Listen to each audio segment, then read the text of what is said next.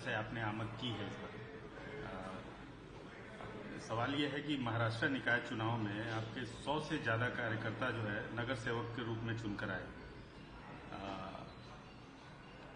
क्या आपको लग रहा है कि जो राजनीति इससे पहले होती रही है महाराष्ट्र में उसके दिन लग गए?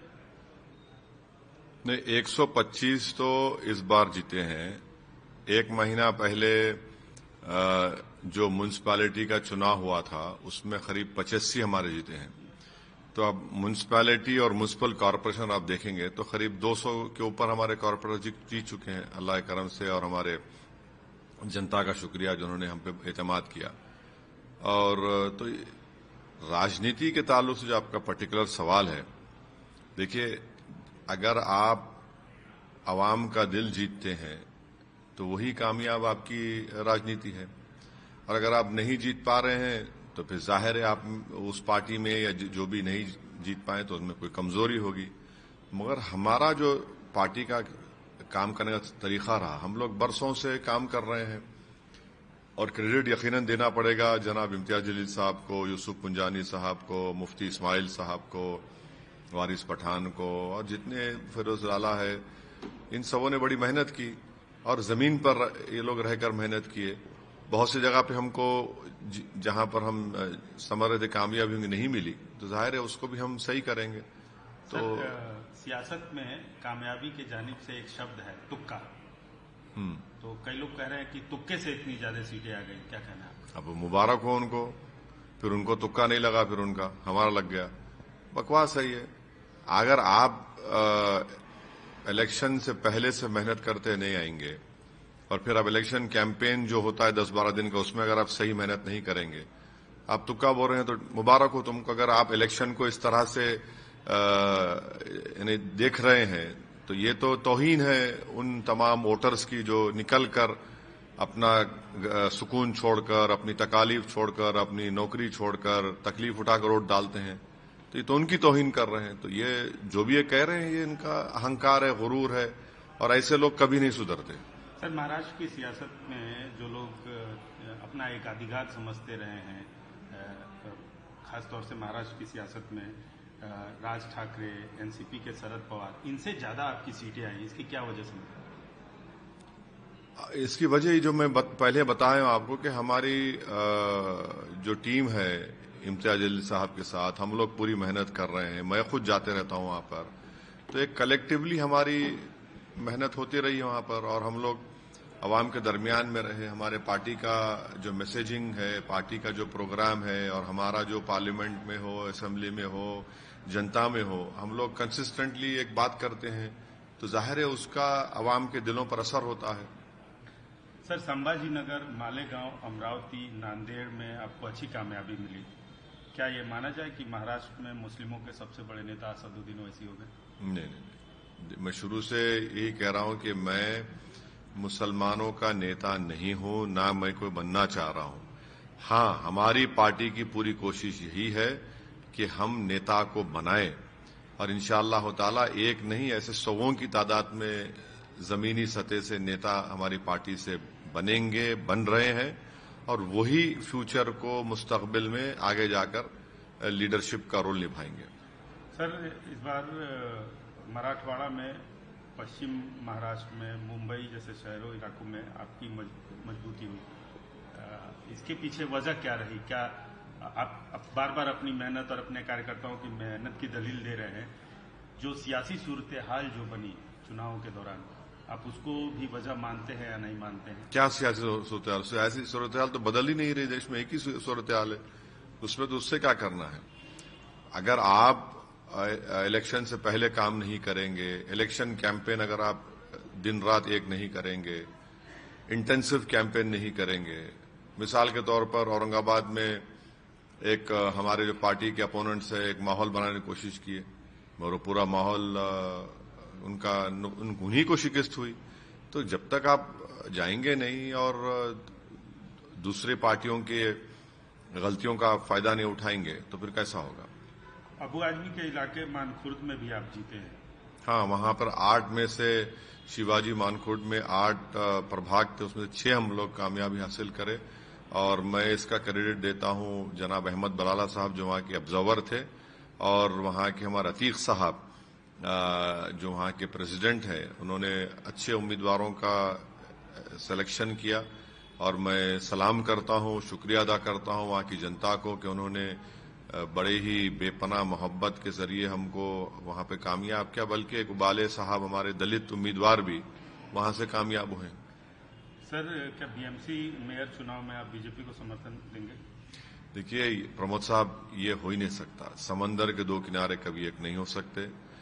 एक हमारे अकोट से 5 कॉर्पोरेटर जीते थे, उनको हमने वार्न किया था। पहले उन्होंने हमसे कहा कि गुट बनाते खुद उनको नहीं मालूम था कि बीजेपी है, तो हमने उनसे कहा कि फौरन जाकर आप आपके म्युनिसिपल कमिश्नर लेटर दीजिए, उस ग्रुप से बाहर निकलिए। उन्हें लेटर दिया। बाद में मालूम हुआ कि बीजेपी नेता के बेटे को उन्होंने कोऑप्शन में तायद की, तो इम्तियाज जलील साहब ने उनको पार्टी से सस्पेंड कर दिया। और अगर कोई भी, चाहे बीजेपी हो, एकनाथ शिंदे हो या अजित पवार हो, इनके साथ जाएंगे तो पार्टी उनके खिलाफ एक्शन लेगी। हम नहीं जा सकते उनके साथ। सर, आप बार बार इस बात का विरोध करते हैं कि आप पे आरोप लगता रहा है चुनाव के दौरान, और लगातार लग रहा है, चाहे आप बिहार में लड़ें, चाहे आप गुजरात में लड़ें, चाहे आप झारखंड में लड़ें, चाहे महाराष्ट्र में लड़ें, कि बीजेपी के साथ आपका कहीं न कहीं मैच फिक्स होता है। उस पर आप हमेशा उसकी मुखालफत करते आए हैं, लेकिन कहीं न कहीं कुछ सियासी पार्टियां या आपके विरोधी ये नैरेशन बिल्ड करने में लग गए हैं, और कहीं न कहीं मुस्लिम जो माइनॉरिटी भी है वो भी कहीं न कहीं कुछ लोग नहीं, हद तो ये हो गई कि मेरे वालिद वालदा ने मुझे बड़ी तरबियत दी, पढ़ाया लिखाया, और अल्लाह का बहुत बड़ा करम रहा। तो मेरी बारेट लॉ की डिग्री लिंकन जिन से किया। तो कोई एक महाशय बोल रहे हैं कि वहां पर वो शख्स भी बारेट लॉ की डिग्री लिया था, तो ओवैसी वहीं पे चला गया, तो इसलिए राजनीति उसकी ऐसी है। यानी इतने अहमक हैं कि उनको ये नहीं मालूम कि भारत के कई बड़े बड़े जजेस, पॉलिटिशियंस भी लिंकन जिन से बारेट लॉ की डिग्री लिए। और मैं तो कोई ऐसा ब्रिलियंट स्टूडेंट नहीं था, और मेरे स्कूल में जो मेरे साथी थे या कॉलेजेस में वो इस बात को बताएंगे, मगर बड़ी मेहनत से जुस्तजू करके तकालीफ उठाकर हम अपनी तालीम का सफर मुकम्मल किए, तो उस पर भी उंगली उठा रहे हैं। तो अब नहीं मालूम। देखिए, मैं तो कोई कंपटीशन में नहीं हूं कि मुझे पसंद करे। आप मुझसे नफरत करते, अल्लाह आपकी नफरत आपको मुबारक करे। मैं चुनाव लड़ूंगा, और इनके इस तरह की बकवास, झूठे इल्जामात इस बात का पैगाम देती है कि मैं जो कर रहा हूं मैं उसमें कामयाब हो रहा हूं। और ये लोग ऐसे मिजाज के लोग हैं जो ये देख रहे हैं कि अंग्रेजी का शब्द है कि इनको लग रहा है कि पॉलिटिकल इक्विलिब्रियम पूरा डिस्टर्ब हो गया एमआईएम और ओवैसी से। हम पॉलिटिकल इक्विलिब्रियम को डिस्टर्ब करेंगे। आप जो बरसों से चौधराहट करके जो मुस्लिम समाज का, दलित समाज का नुकसान कर रहे हैं, हम उसको रेक्टिफाई करेंगे। और अगर ये जो इल्जाम लगाने वालों को तकलीफ इस बात की है कि वो घर बैठकर राजनीति करते थे और सौदेबाजी करते थे, ये एजेंट हैं, ब्रोकरी का काम करते थे, हम इनकी दुकानों को बंद करने की कोशिश कर रहे हैं। क्योंकि ये जो इल्जाम लगाते हैं, इनका जमीन पे एक पैसा कनेक्शन नहीं है लोगों का। ना उनमें इतनी हिम्मत है कि विधानसभा हो या पार्लियामेंट में हो, खड़े होकर खुलकर बीजेपी की मुखालिफत भी करे और सच्चाई को बयान करे। वो नहीं कर सकते लोग। सर, सवाल उसमें ये था कि आपका जो बेसिक वोट बैंक है मुस्लिम कम्युनिटी, उसमें ये नरेशन होता जा रहा है, बनता जा रहा है। कुछ लोग, एक तबका मानता जा रहा है कि आप बीजेपी के साथ। अरे छोड़िए ना, कितने लोग हैं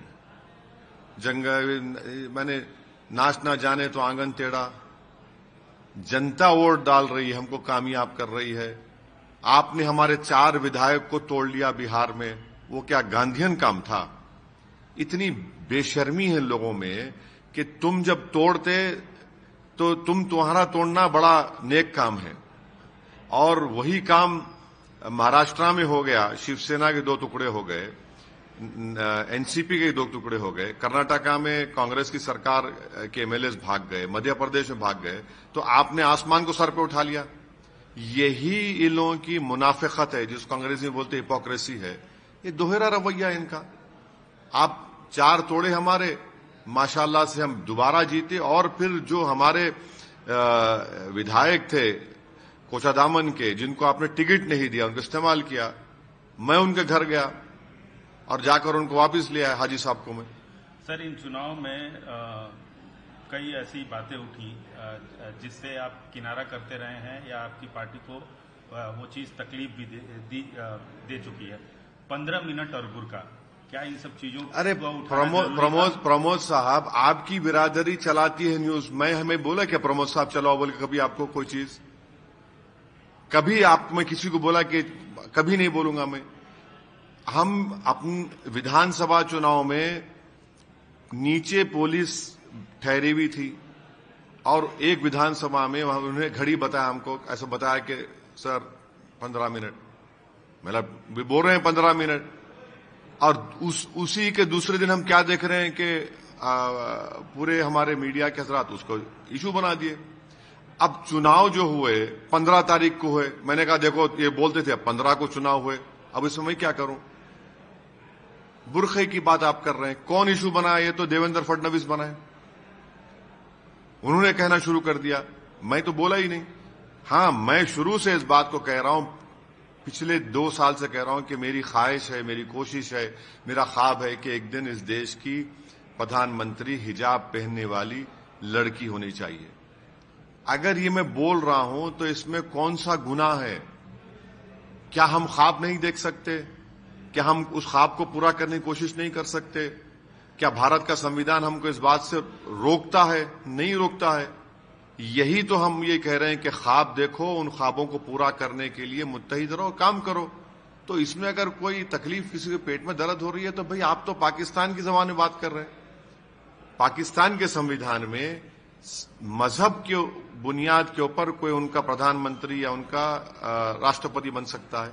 हमारा संविधान जिसको बाबा साहब अम्बेडकर ने, कोई बन सकता है अगर उसकी उम्र हो और वो मेंटल ना हो, अनसाउंड माइंड का ना हो, तो बिल्कुल है। क्या है इसमें बुरी बात? क्या है? आपको नहीं लगता कि आपके इस बयान के बाद कुछ हिंदुस्तान में इस्लाम के पैरोकार और ठेकेदार, या फिर कहें जिनकी आप भी कहीं ना कहीं इज्जत करते हैं, वो लोग बुरा माने होंगे? क्यों? क्या बुरा मानने क्या है? बुरा मानने क्या है भाई? अगर कोई हिजाब पहनने वाली लड़की बनेगी प्रधानमंत्री तो उसमें बुरी बात क्या है? आप इसमें बुरी बात क्या है? संविधान तो इजाजत देता है ना, बिल्कुल इजाजत दे सकता है। और अगर ऐसा अल्लाह करे कि मेरी जिंदगी में वो दिन देखो, नहीं, मेरी जिंदगी के बाद होगा, कभी ना कोई तो होगा इंशाल्लाह एक दिन। इन चुनाव में आपकी पार्टी पे एक मुहर है कि मुस्लिम पार्टी है, लेकिन इन चुनाव में कुछ हिंदू कम्युनिटी के लोग भी जीत के आए हैं। तो क्या अब ये लगता है कि ये समय आ गया है कि लोग MIM को मुस्लिमों की पार्टी न समझ के? प्रमोद साहब, अगर कोई मजहब का चश्मा लगाकर MIM पार्टी को देख रहा है तो बहुत बड़ी गलती कर रहे हैं। आपकी पार्टी के नाम में सर? नहीं, नाम देखिए, नहीं, नाम तो एक पार्टी का नाम जनसंघ भी था, एक पार्टी का नाम अभी शिवसेना है, एक पार्टी का नाम तेलुगु देशम है, एक पार्टी का नाम अकाली दल है, कई पार्टी के नाम है।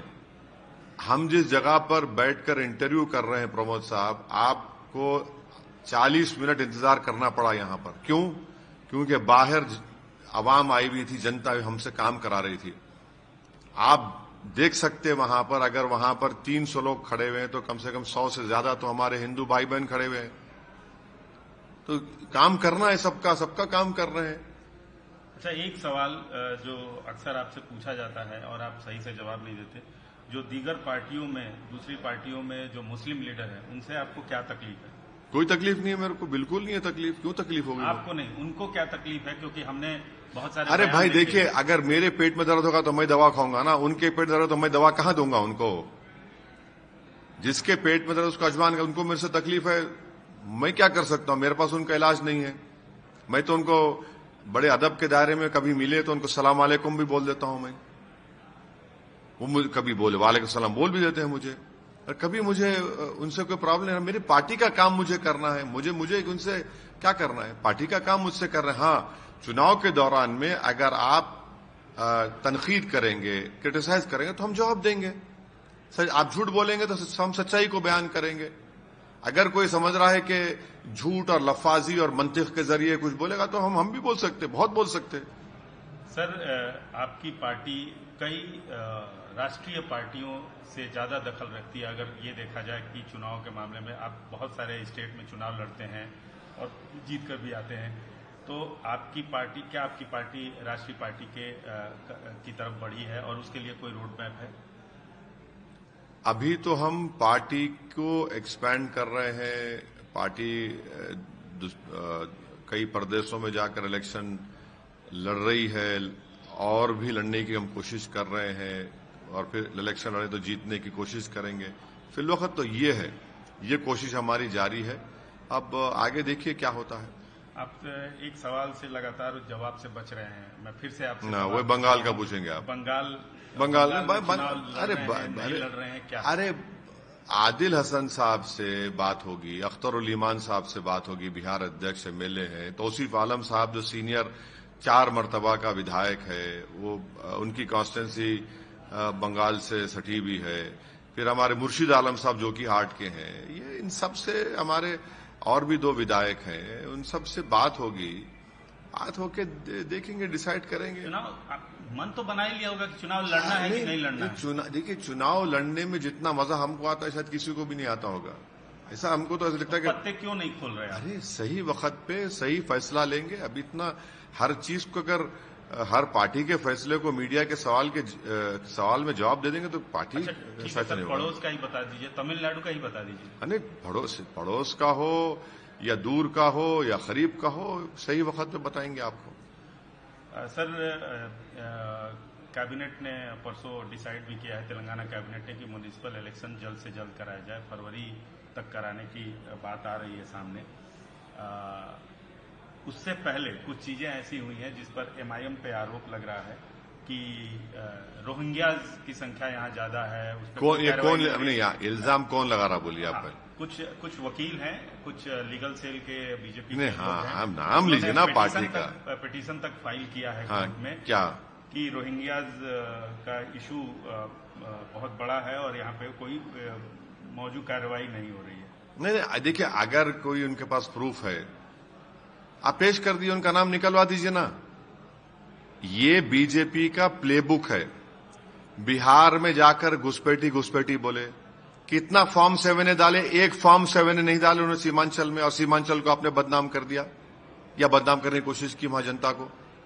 अभी भी आप कहने आप लाइए, आप एसआईआर होगा तेलंगाना में, 7 फॉर्म 7 डालिए, कौन रोक रहा है आपको भाई? आप अच्छा, अगर यहां पर है यहां पर, मैं नहीं कह रहा हूं, उनका नाम अगर वोटर लिस्ट में है आप निकलवाइए। और तीसरा, अगर उनके पास यूएनएचसीआर का कार्ड है तो आप खुद देख लीजिए। मगर इससे पूरे शहर को क्यों बदनाम कर रहे हैं आप?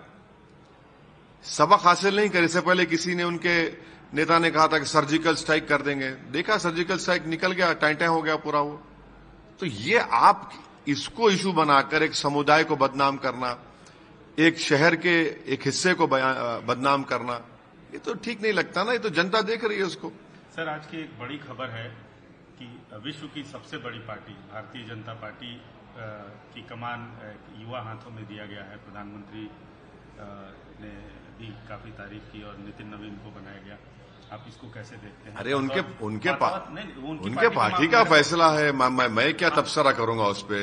नहीं, सबसे ज्यादा बीजेपी पे करते हैं। हाँ, तो करते हैं अटैक। हाँ, अटैक करते हैं। अब वो उनकी पार्टी ने किसी को बनाया है तो क्या आगे क्या उम्मीद? अरे देखेंगे उनको। अरे आप लोग उसका ऐसा बड़ा इशू बना रहे। अरे उससे क्या बड़ा इशू है वो? इशू तो ये है कि बालासोर में एक और मुसलमान मॉब लिंचिंग हो गई। इशू तो यह है कि एक यूपी में एक घर में लोग नमाज पढ़ रहे तो केस बुक कर रहे थे। माने अगर सिर्फ मुसलमान समाज ही नमाज पढ़ता है, दूसरा समाज कुछ भी कर ले, फिक्र नहीं है बीजेपी सरकार को। ये मुद्दा होना चाहिए। बेरोजगारी आज फिर आसमान पे है। आज फिर प्रधानमंत्री ने बोला है कि आगे हमें हर चुनौती का पूरे समर्थ से सामना करना है। आज देश के सामने सबसे बड़ी चुनौती घुसपैठियों की है। दुनिया के समर्थ में देश भी अपने देश में घुसपैठी है, उनकी जांच कर रहे हैं। 11 साल से बीजेपी की सरकार है। आप इंडिया बांग्लादेश बॉर्डर की फेंसिंग नहीं कर पा रहे हैं। हाँ, आप क्रिकेट बांग्लादेश की क्रिकेट टीम यहां पर आने से पीछे हट रही है। हमारे बांग्लादेश में इंस्टेबिलिटी हमारे लिए ठीक नहीं है। ट्रंप हमसे कह रहा है कि मोदी जी ने सर और प्लीज कहा। ट्रंप का नुमाइंदा कह रहा है कि मोदी जी फोन नहीं किए इसलिए ट्रेड एग्रीमेंट नहीं हो रहा है। हाँ, और चीन को हम बोल रहे हैं कि भारत में आकर इन्वेस्टमेंट करो। वो चीन जो ऑपरेशन सिंदूर के दौरान पाकिस्तान की पूरी मदद किया, हथियारों से, सैटेलाइट इमेजेस से, पूरे टेक्नोलॉजी दिया, ये इसके बारे में कौन जवाब देगा? दिल्ली में पोल्यूशन उरूज पर है। हाँ, इस पे आप बात ही नहीं करना चाह रहे। सर, एक लोकल इशू है। आज सुबह काफी सियासी पारा गर्म हो गया तेलंगाना में। कल एक एक्स मिनिस्टर हैं हरीश राव को नोटिस दिया फोन टैपिंग में। आज सुबह उन लोगों ने तमाम तरह के आरोप लगाए कांग्रेस सरकार पे। नोटिस दिया, जवाब दीजिए उसका वकील से, जवाब दीजिए वकील से। वो वेंडेटा पॉलिटिक्स की बात कर रहे हैं कि ये वेंडेटा पॉलिटिक्स। अब वो भाई नोटिस दिया, जवाब दीजिए ना। आप वकील से जवाब दे दीजिए उसको। आपके समझ नहीं, नोटिस नहीं, नोटिस क्या है वो ये तो बोलिए। फोन टैपिंग नहीं, नोटिस क्या है? एक्यूज की है, एज एन एक्यूज बनाया उनको, या फिर उनको पूछताछ करना चाह रहे हैं? अगर वो अपने लॉयर से मशवरा कर लें, हाईकोर्ट चले जाइए, चलिए आप, उसमें क्या है? लीगल प्रोसेस का अगर वो किसी BNSS सेक्शन के तहत दे रहे हैं तो आप लीगल कार्रवाई करिए। आप अपना तो आप स्टेटमेंट दे चुके हैं ना। लेकिन बीआरएस की तरफ से कहा जा रहा है कि मौजूदा सरकार वेंडेटा पॉलिटिक्स के तहत ऐसी कार्रवाइयां कर रही है। उस पर आपका क्या कहना है? भाई नोटिस दिए हैं, नोटिस का जवाब दे दीजिए आप, खत्म हो गया। या तो आप कोर्ट को जाइए, आपके ने पूरा लीगल ऑप्शंस हैं, आप लीगल ऑप्शंस को पूरा इस्तेमाल करिए। पॉलिटिकल आपने तो बात कर दी पॉलिटिकल, आपने अब आप लीगल ही करिए, लीगल करिए आप। सर, एक सवाल और है कि विश्व की सबसे बड़ी पार्टी में नेतृत्व यूथ को दिया जा रहा है। आपकी पार्टी में भी नेतृत्व यूथ में? हर जगह यूथ ही है भाई। देखिए, आप बीजेपी पार्टी की बात कर रहे हैं। भारत देश पूरे विश्व में एक ही देश है जिसका डेमोग्राफिक डिविडेंड जो इसको बोलते हैं, जिस देश की 60% आबादी 40 साल से कम उम्र नौजवानों पर मुश्तमिल है। उनको रोजगार नहीं है, उनके पास स्किल्स नहीं दे रही सरकार, उनको सही राह नहीं दिखा रही है, और ये डेमोग्राफिक डिविडेंड और 20 साल रहेगा। इनके लिए क्या कर रहे हैं मोदी सरकार, ये बोलिए। आप देख लीजिए, आपकी पार्टी के लिए आप जो है कर रहे हैं, मगर वो जो देश का नौजवान जो 40 साल से कम उम्र है, अरे भाई 18 साल से लेकर 30 साल के दरमियान में 50% की आबादी है इस देश में, 133 करोड़ का देश। उनके लिए क्या हो रहा है बताइए? उनके लिए कब होगा? क्योंकि वो हम उस देश का, वही तबका, वही लोग हमारे देश का फ्यूचर है। उन्हीं के कंधों पर भारत का अच्छा मुस्तकबिल बन सकता है, मगर आप उनके बारे में सोच ही नहीं रहे हैं। उनके बारे में क्या हो रहा बता दीजिए देश को।